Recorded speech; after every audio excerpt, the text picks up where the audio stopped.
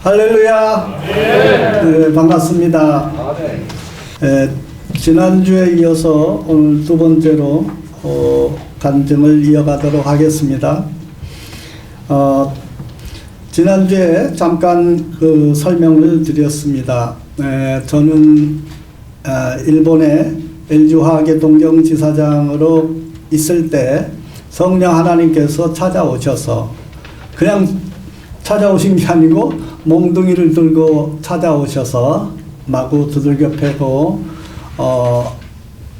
죽기 직전까지 갔다가 항복하고, 하나님께서 살려주는 조건이 돈이 들면 주일이니까 교회 나가서 하나님을 믿으라 하는 것이 하나님의 저를 살려주신 약속이었고, 그 약속 평생 지키면서 그 약속 지키겠습니다 하고 약속을 했고 지금까지 신앙생활을 해오고 있습니다.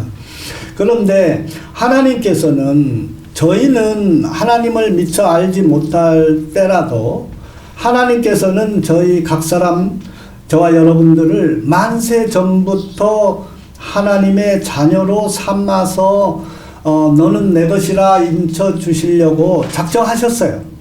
그래서 하나님께서는, 저는 불교 신자였고 하나님 알지 못했지만 하나님께서는 마침내 때가 되면 너는 크리스찬이 되고 하나님의 자녀고 내 자녀가 되리라 하는 것을 작정하시고 계획하셨기 때문에 우리가 하나님을 알지 못할 때에도 하나님은 은혜를 베풀어 주셨던 것이에요. 그래서 제가 6.25 때 피난 가서 저희 집이 전라남도 목포 땅끝에 목포에서 저를 태어나게 하셨고, 목포에서 고등학교까지 졸업을 했어요. 근데 목포에서 고등학교 졸업해가지고는 서울대학교 가는 것이 1년에 1명 아니면 2명 들어갔어요. 전교에서 1등, 2등 해야. 그런데 다행히도 하나님께서 저에게 큰 능력을 베풀어 주셔가지고 서울공대 화공과에 재수 안 하고 바로 들어가게 하셨어요. 그래가지고 LG화학에 바로 찜해서, LG화학에서 지금 취업난 때문에 취직하기 어려운데, 제가 대학교 4학년 때 LG화학에서 졸업하기도 전부터서 LG화학에 와서 일해주세요 이래가지고 찜해서 미리, 졸업하기 전에 미리 입사를 해서 LG화학에서 일을 했습니다. 그런데 하나님께서 축복해 주셔가지고 만 30세 됐을 때 일본의 동경지사장으로 발령이 돼서 나갔고, 32살에 LG그룹의 최연소 부장이 되고 이렇게 승승장구하고 잘 나갔어요. 근데 저뿐만이 아니라 모든 우리 인간이 연약하기 때문에 잘 나가면 반드시 교만해지게 돼 있어요. 교만의 병에 걸리게 돼 있습니다. 그래서 저도 예외가 아니어서 교만의 병에 걸렸고, 교만의 병에 걸리다 보니까 성경에서는 교만이 찾아오면 어떻게 된다고요? 잠언서 16장 18절에 교만은 패망의 선봉이고 거만한 마음은 넘어짐의 앞잡이라 이렇게 얘기를 하고 있어요. 그래서 교만해지면 또 다른 성경에서는 교만이 오면 욕도 오거니와 이렇게 돼 있어요. 교만에 빠지면 남들이 그 사람을, 교만한 사람을 뒤에서 다 욕하고 싫어하고 미워하게 되는 이런 상황이 생기게 되는 거죠. 그러고 보면 결국에는 그러다가 회개하지 아니하면 패망하고 넘어지고 그 사람의 인생이 망가지게 된다 하는 것이 교만의 병입니다. 그래서 이 교만의 병에 걸려서 제가 이 성령님이 찾아오시기 직전까지도 교만의 병에 걸려 있었어요. 그래서 성령님께서 이러다가 얘가 망가지고 패망하고 넘어지고 이렇게 되면 오늘 이 시간에 여러분들하고 제가 같이 만나서 이렇게 말씀 나누는 것이 불가능해졌겠죠. 인생이 망가져가지고 어디 저 시골에 가서 패망했을지도 모르죠. 아니면 벌써 데려갔을지도 모르고요. 그런데 하나님께서는 훗날 여러 모양으로 쓸모를 생각하셔서 긍휼을 베푸시고 찾아오셔서 성령 세례를 주시고 제가 크리스찬이 되도록 이렇게 인도를 해 주셨어요.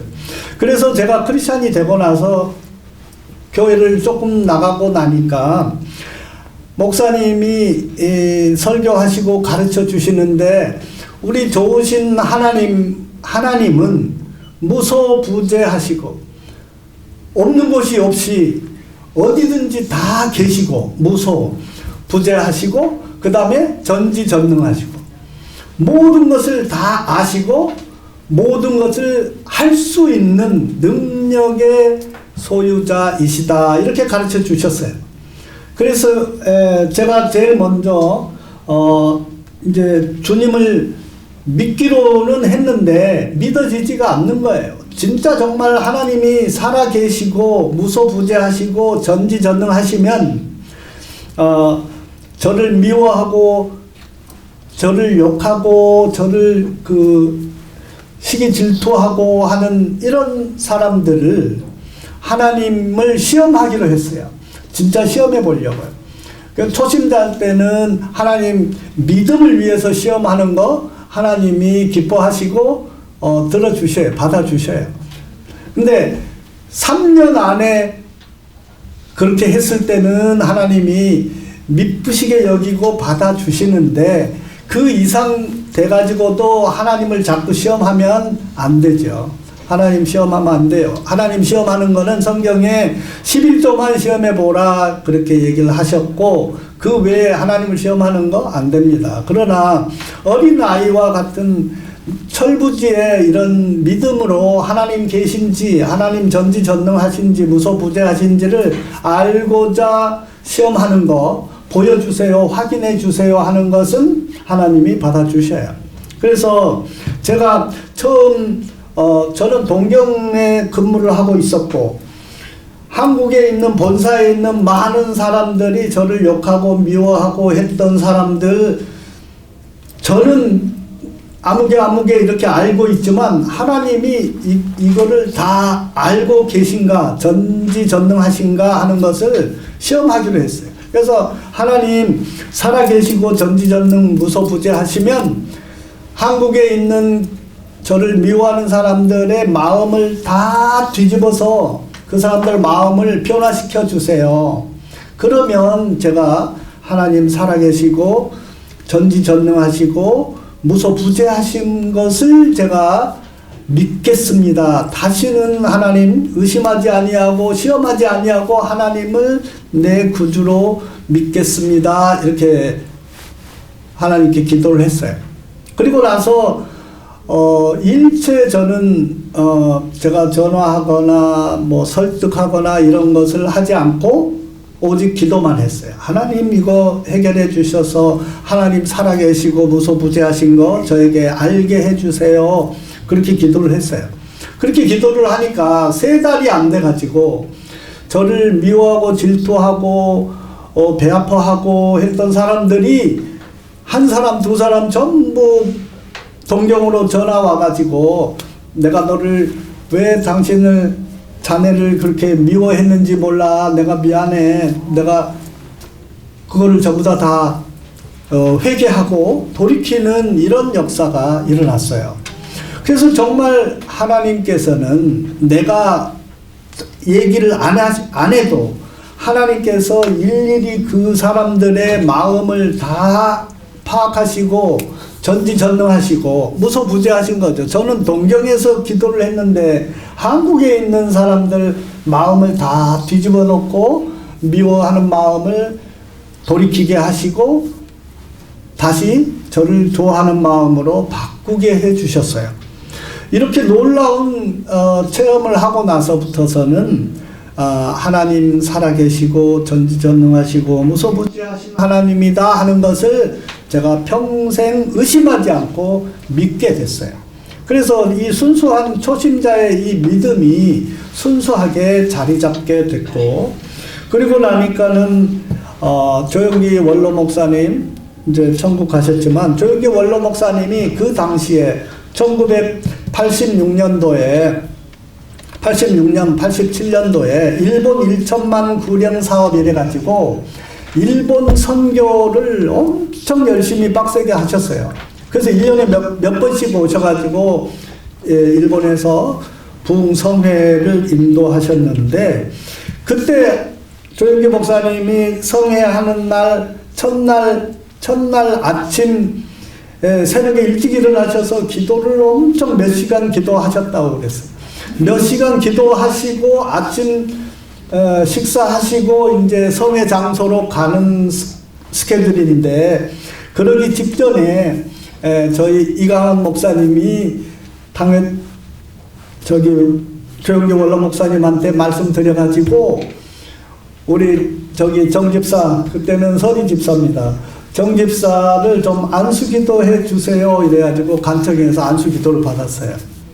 그래서 기도를 몇 시간 하고 나서 나오자마자 안수기도를 받으니까 성령의 세례를 받게 됐는데, 63빌딩에 가면 수족관에서 헤엄치는 그 물고기처럼 제가 완전히 성령의 바다에서 완전히 헤엄치고 있는 이런 상황을 체험하게 됐습니다. 그래서 그때 성령 세례 받은 그 체험이 영적으로 새로 거듭나는 이런 계기가 된 것 같습니다.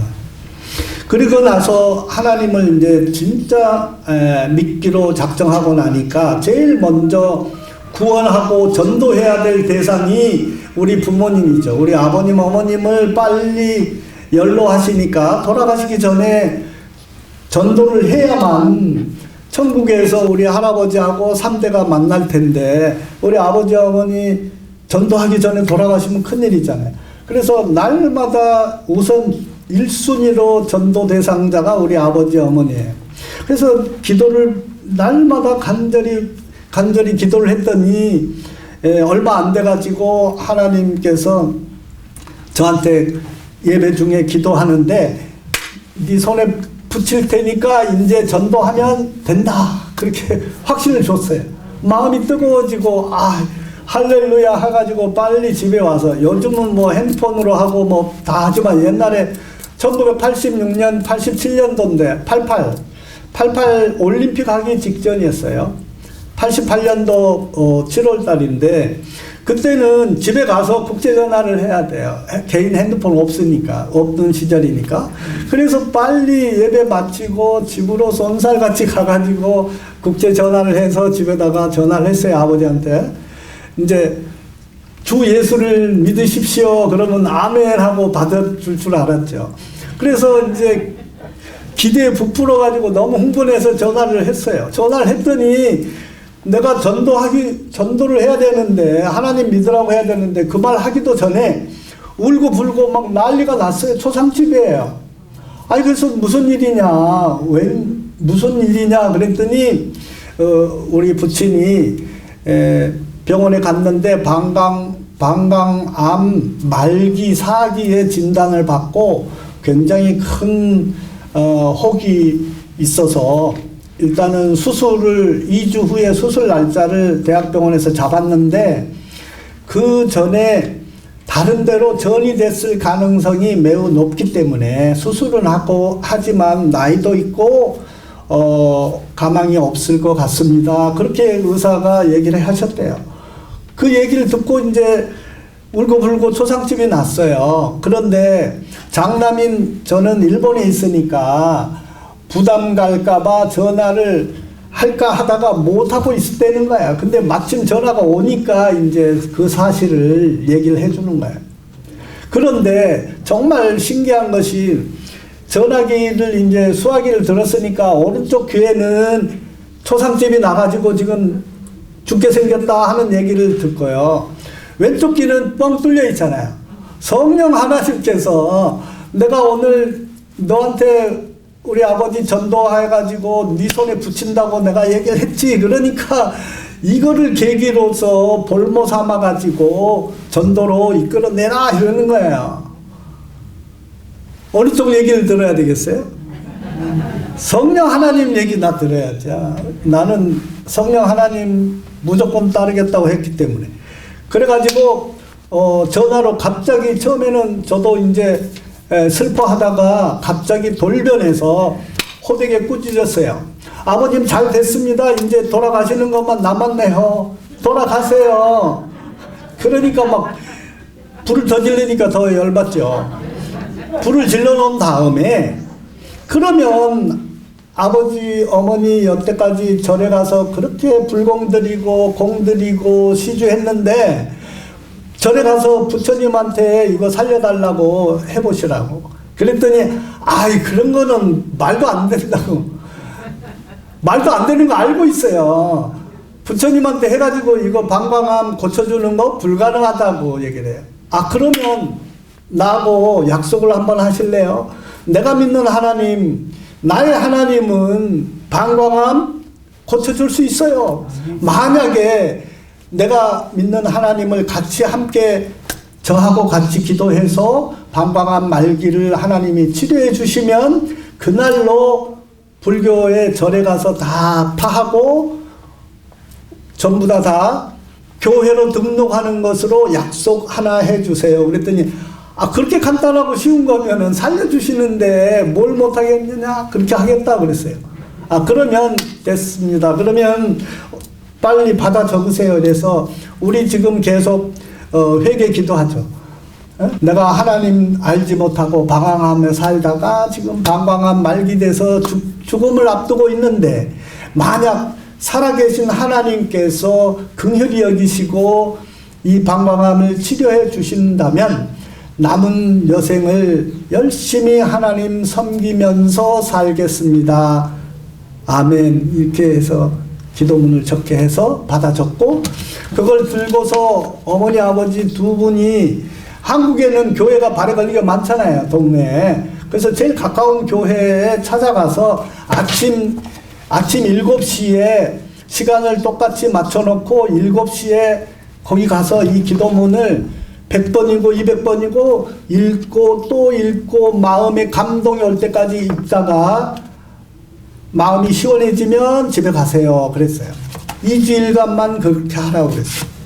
그러면 아들은 동경에서 금식하면서 기도를 할 테니 옛날에는 불교였기 때문에 옛날에는 교회 가면 머리도 아프고 그냥 그 찜찜한 것이 들었을 텐데 이번에 가 보시면 평안함을 느낄 겁니다. 그 평안함은 아들이 동경에서 기도하기 때문에 이 기도가 한국에까지 와가지고 아버지 어머니 옆에서 그 기도의 평안함이 느껴질 테니까 한번 해보세요. 이렇게 얘기했어요.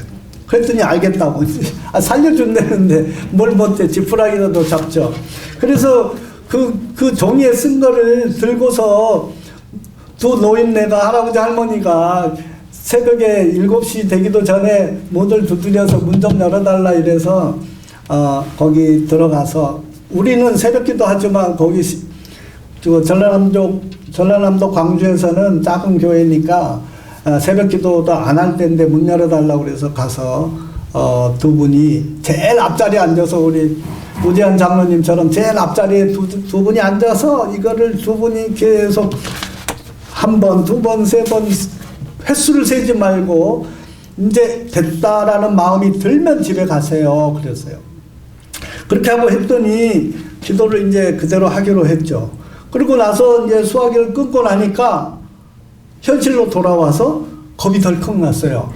아니 서리 집사고 믿은 지 이제 1년, 2년밖에 안 된 1년밖에 안 됐는데 서리 집사 임명을 받았고요. 모범 성도라고 그래서 1년 만에 서리 집사를 일본에서 받았는데 2년밖에 안 된 서리 집사인데 방광암 말기를 우리 하나님 치료해 주신다는 믿음으로 약속을 했는데 안 지켜주시면 큰일이잖아요.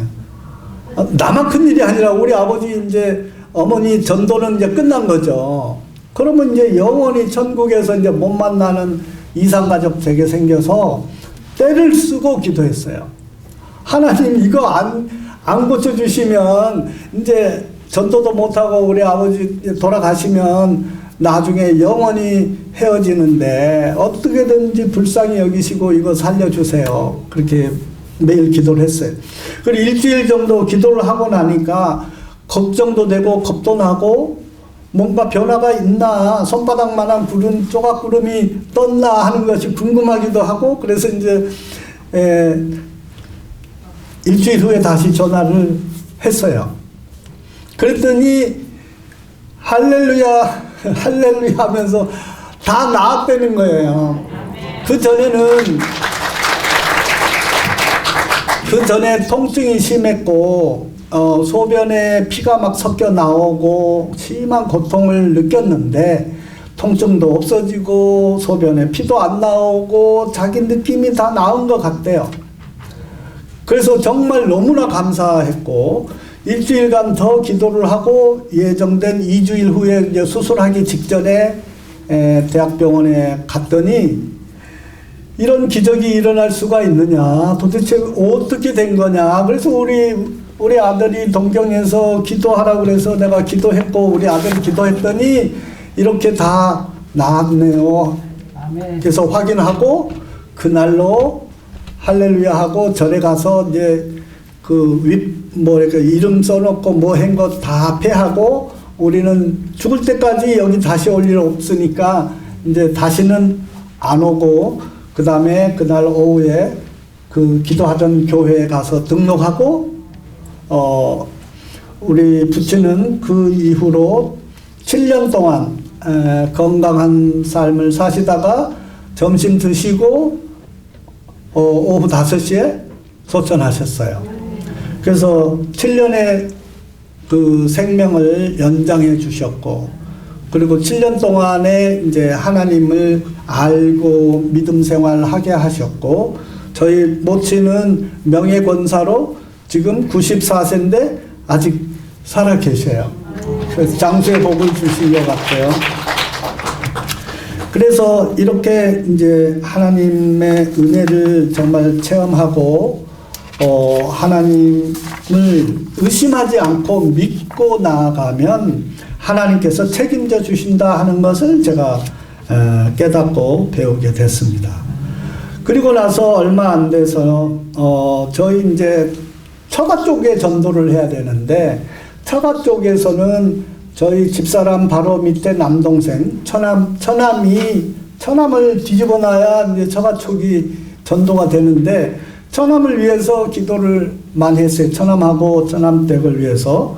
그랬는데 그 처남이 결혼하고 결혼도 좀 늦게 했는데 결혼하고 7년 동안 애가 잉태는 되는데 3개월 되면 자동 유산이 되는 거예요. 자연 유산. 그래서 몇 번을 유산을 하니까 뭐 한약을 먹고 뭘 하고 뭐 다 난리를 치는데도 유산이 되고 안 돼 가지고 애를 못 갖고 애를 너무 갖고 싶어 했어요. 그런데 한 번은 동경에서 이제 한국에 회의가 있어서 오기 직전에 처남을 그 가정에 자녀를 달라고 기도를 하고 있었더니 이번엔 네가 가면 안수기도 해주고 약속을 받고 해라. 그래서 하나님께로 나오면 태열매를 보장해 주겠다. 이렇게 말씀을 주셔서 기분이 좋아가지고 이제 성경책을 새로 사고 이래가지고 성경책을 주고 처남하고 처남댁하고 두 사람을 앞에 앉혀놓고 성경책에 손을 얹고 기도하라고. 그러면 하나님께서 자녀를 주시겠다고 그랬으니 믿고 기도를 받으라 그랬더니 그렇게 하겠대요. 아니 뭐 애를 주신다면 못할 게 없어요. 별거 다 했어요. 7년 동안. 그래도 안 됐는데 그러면 해보자고. 기도하고 하나님께 예배 드리고 주일 성수하라는 거 그렇게 간단한 거면은 해보겠다고. 그래서 약속을 하고 기도하고 안수하고 왔어요. 와가지고 2달도 안 돼가지고 전화가 왔어요. 임신이 됐대요. 그때부터서 처남하고 처남댁은 또 안절부절하는 거예요. 외출도 안 하고 유산될까봐, 애 떨어질까봐. 그래서 무슨 소리냐. 외출뿐만이 아니라 운동해도 별것을 다 해도 하나님이 주신 태 열매는 유산되지 아니할 것이니까 믿고 믿음으로 생활하라 그랬어요.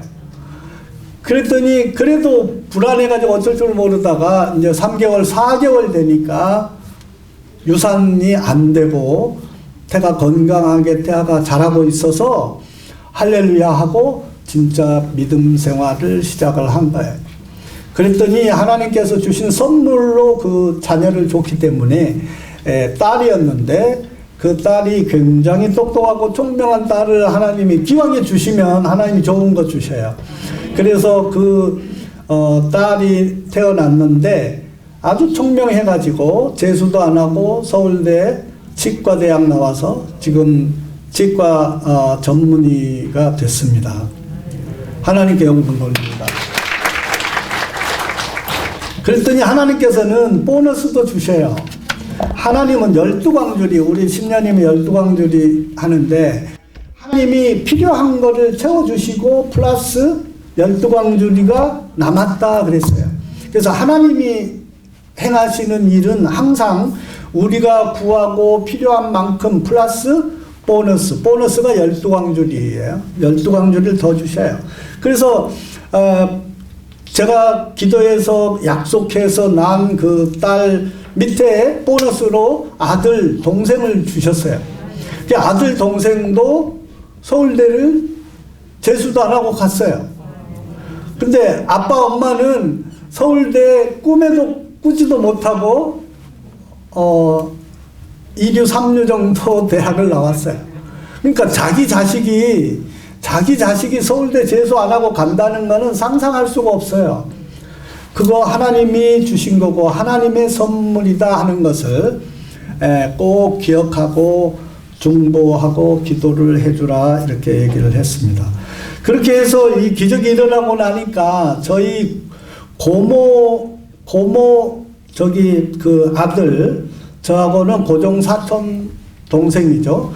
사촌 동생네도 5년간 불임이어가지고 거기는 유산이 아니고 아예 불임이 돼서 애가 안 생기는 거예요. 요즘은 불임되면 난임 수술 받아서 난자해서 체외 수정하는데 옛날 그 당시에는 그런 기술이 없어서 그런 의술이 없어서 못했죠.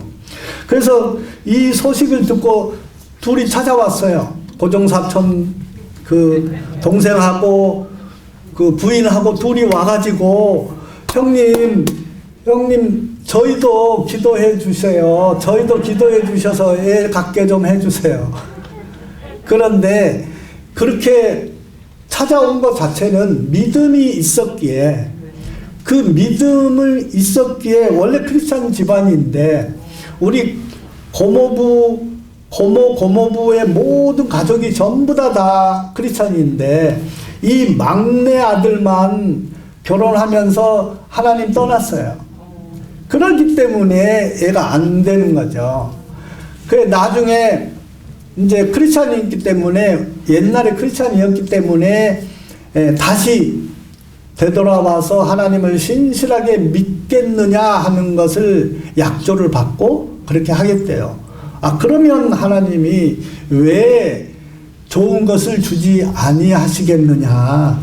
돌아온 탕자처럼 하나님 떠났다가 결혼하고 지금 다시 하나님께로 돌아왔으니 같이 함께 기도하면 반드시 하나님이 자녀 주실 것이다. 이렇게 얘기를 하고 안수하고 기도하고 보냈어요. 그랬더니 2달도 안 돼가지고 여기도 임신이 됐고 애가 건강한 아들이 나와서 보너스로 또 2번째 아들까지 줘서 아들 2 형제를 갖게 됐습니다.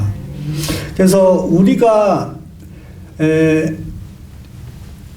신약 성경에 나오는 예수님 공생애 때 일어난 기적의 역사들이 그때 2000년 전에 있었고 지금은 없다라고 생각하는 것은 오해예요. 하나님은 만세 전부터 영원토록 불변하시는 하나님이시기 때문에 우리가 믿음으로 나가면 하나님께서 기적의 역사 얼마든지 베풀어 주신다 하는 것을 꼭 기억했으면 좋을 것 같습니다.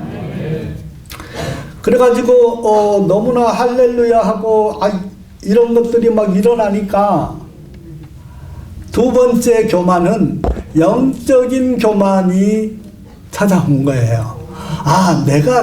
내가 누군가 뭔가를 위해서 기도하면 하나님이 다 해주시는구나 이렇게 착각하고 오해가 생겨서 다시 영적 교만에 빠진 거예요.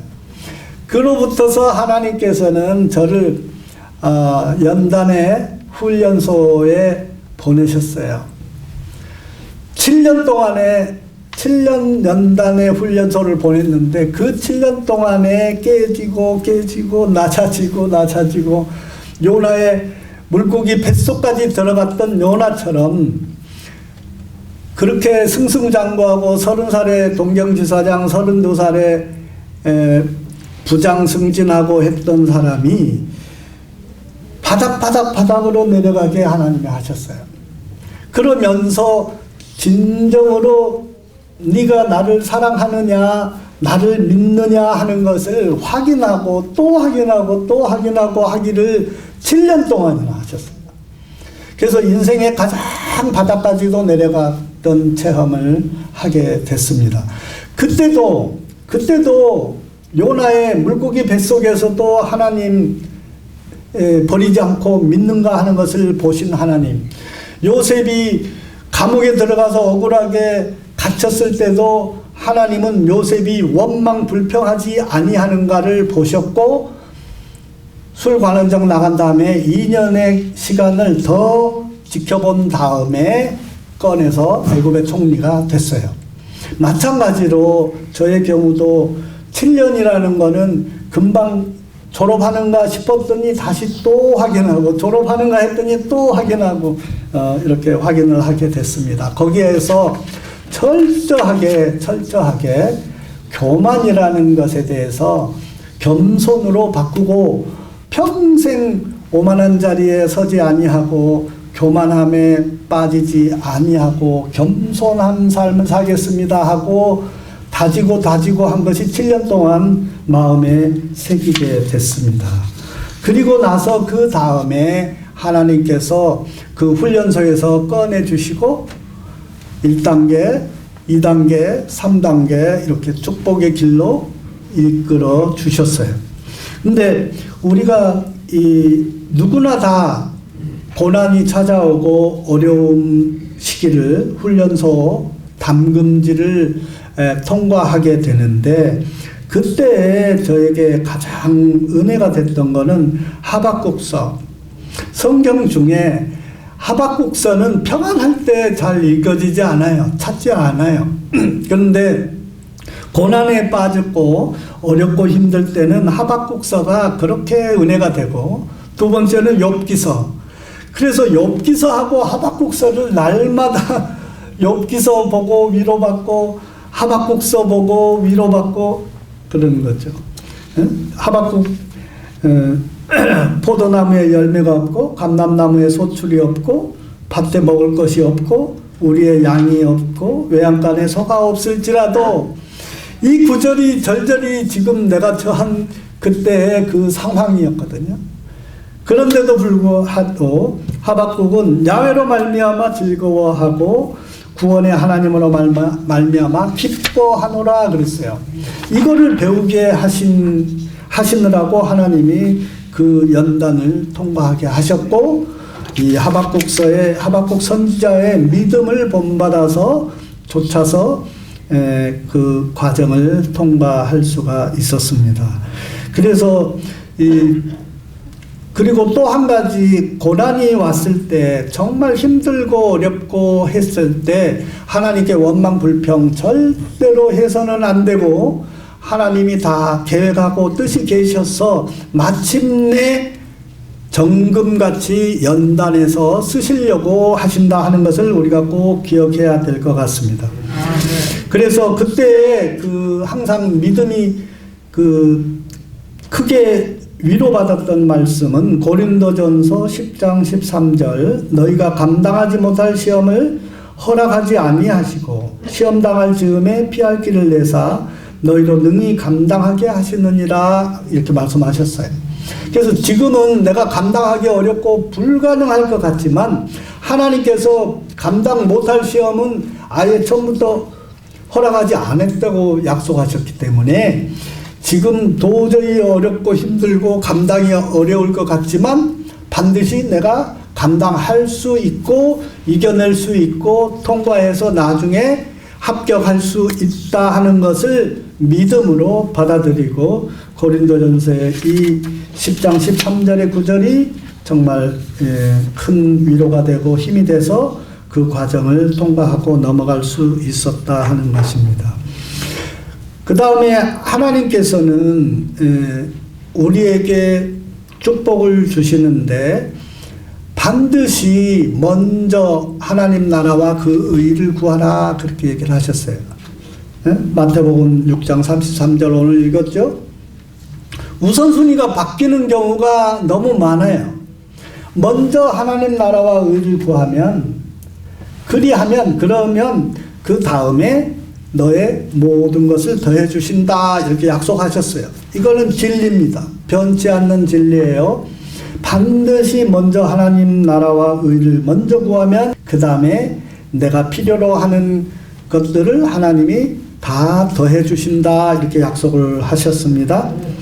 그래서 지난번에 잠깐 간증할 때 얘기했지만 헝가리에 가서 망하게 생긴 회사를 파산 직전의 회사를 9개월 만에 기적의 역사로 흑자로 전환시킨 사례를 잠깐 말씀드렸는데 그때에도 제가 주장하고 실천한 거는 이겁니다.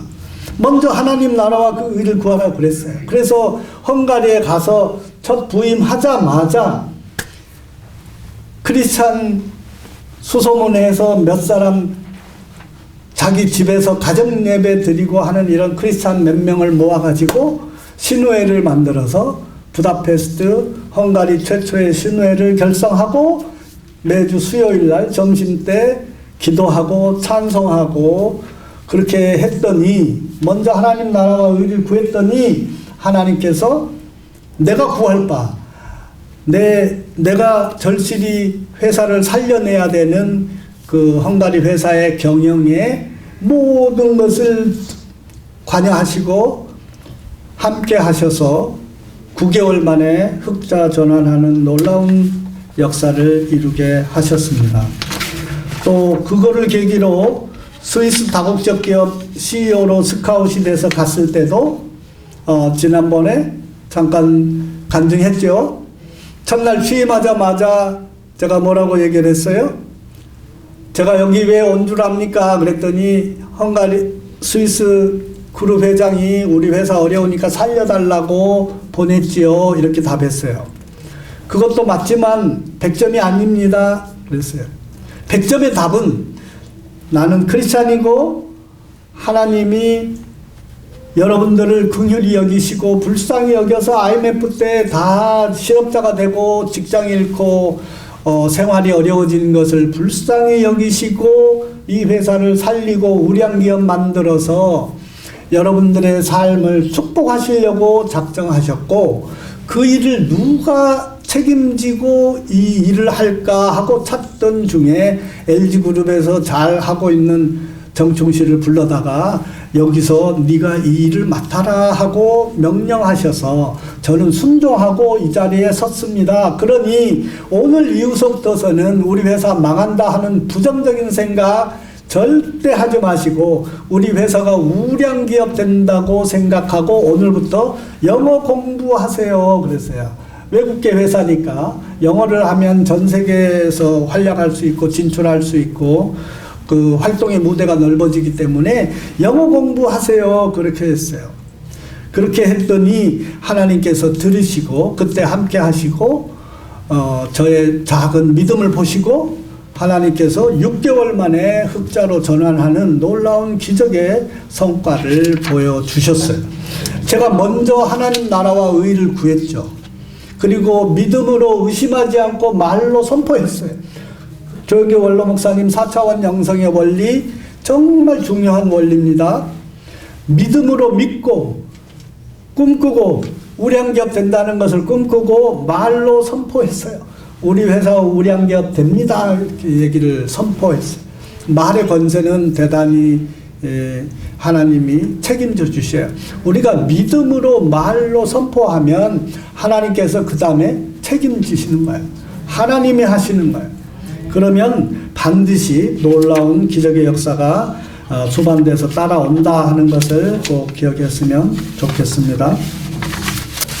5시간 이상을 해야 되는데 제가 마음이 바빠가지고 오늘 2번 하고 또 3부까지 하려고 하니까 미안하고 오늘 2부에 다 마무리하려니까 할 얘기는 많고 바쁘게 되네요.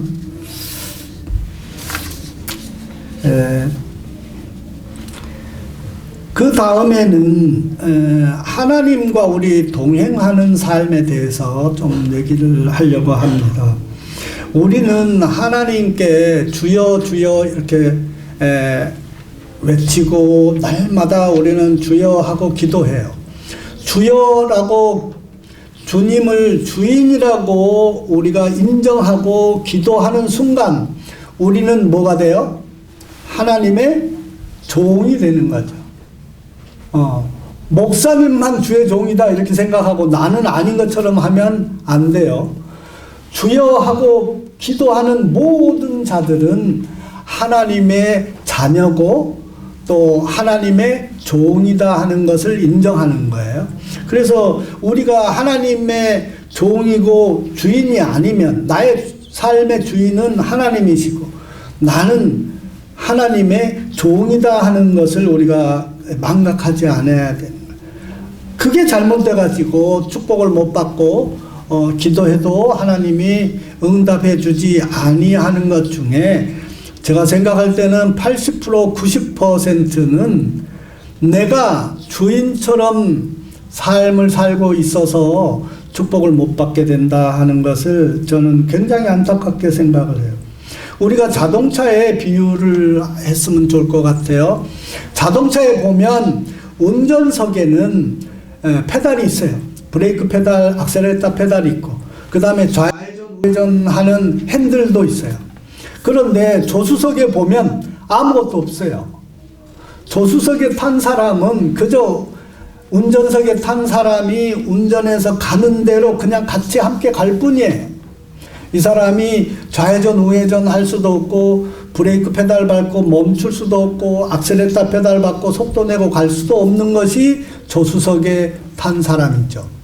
그러면 우리 인생의 내 삶의 자동차에 운전석에는 누가 앉아 있는가, 조수석에 누가 타고 있는가 하는 것을 날마다 되돌아봐야 돼요.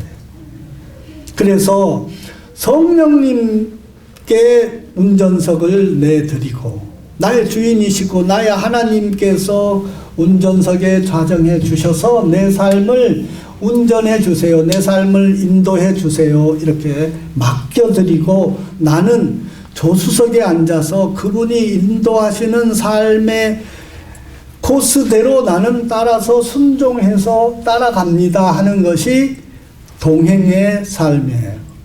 주님과 성령님과 동행하는 삶.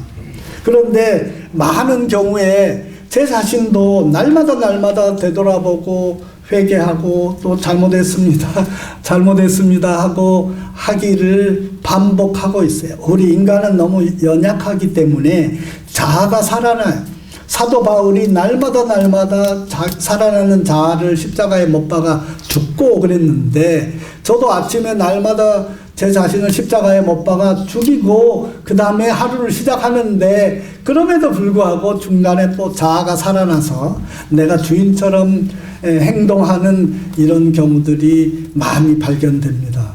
그런데 그때마다 회개하고 다시 돌아와서 성령님 죄송합니다. 성령님 운전석에 좌정하시고 제 삶을 남은 하루의 삶을 이끌어 주세요. 이렇게 기도를 합니다. 그럴 때마다 하나님께서는 그걸 받아주시고 그 다음에 하나님을 주인으로 인정하면 하나님께서 개입하셔서 그 다음에 삶의 과정을 이끌어 주신다 하는 거예요.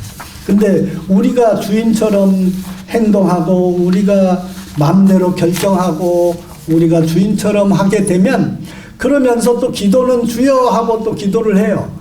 기도할 때는 주여 해놓고 그 다음에 돌아서서는 내가 주인처럼 내 맘대로 내 뜻대로 내 욕심대로 내 안목대로 이렇게 살려고 하는 속성이 나타나는 거죠.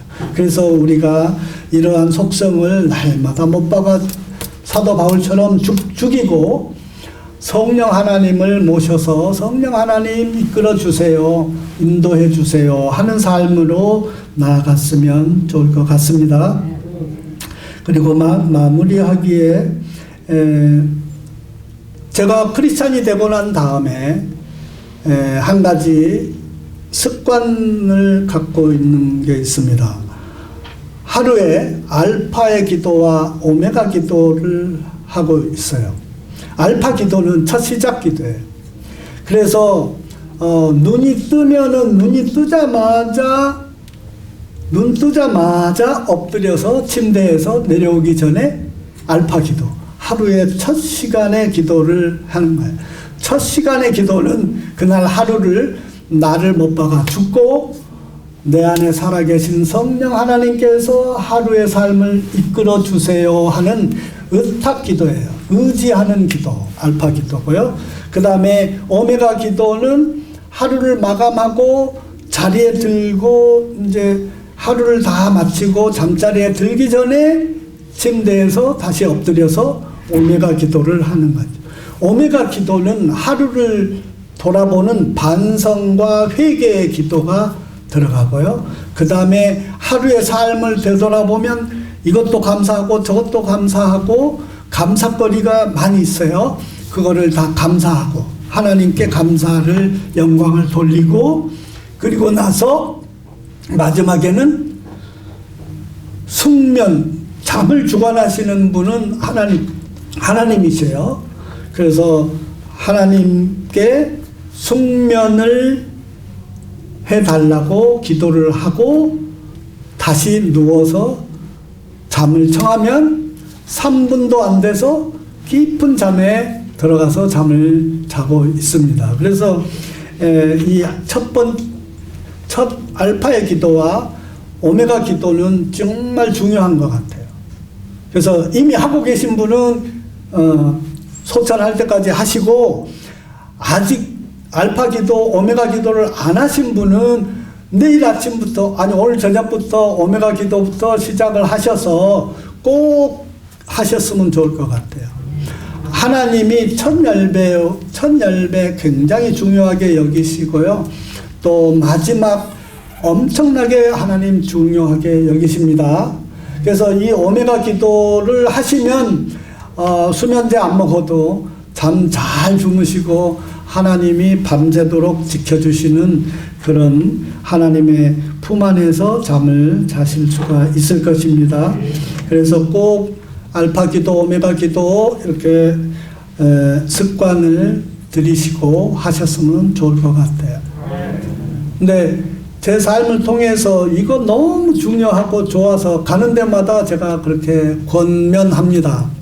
알파 기도, 오메가 기도 꼭 하셨으면 좋을 것 같고요. 그리고 데살로니가전서 5장 16절에서 18절 제 삶의 가이드라인으로 제가 삼고 이 구절을 항상 묵상하고 매일 하루에도 몇 번씩 되새겨 보고 하는 구절인데요. 데살로니가전서 5장 16절에서 18절 항상 기뻐하라 쉬지 말고 기도하라 범사에 감사하라 합니다. 항상 기뻐해야 되고요. 주 안에서 성령 안에서 있으면 우리가 기뻐할 수 있고 고난에 처했다 하더라도 힘든 상황에 내가 놓여 있다 할지라도 나와 함께 하시는 성령님을 내가 믿음으로 인정하고 모셔드리면 야훼 하나님으로 말미암아 하박국 선지자가 기뻐한다 한 것처럼 나도 기뻐할 수가 있게 되고요. 그 다음에 쉬지 말고 기도하라 그랬어요.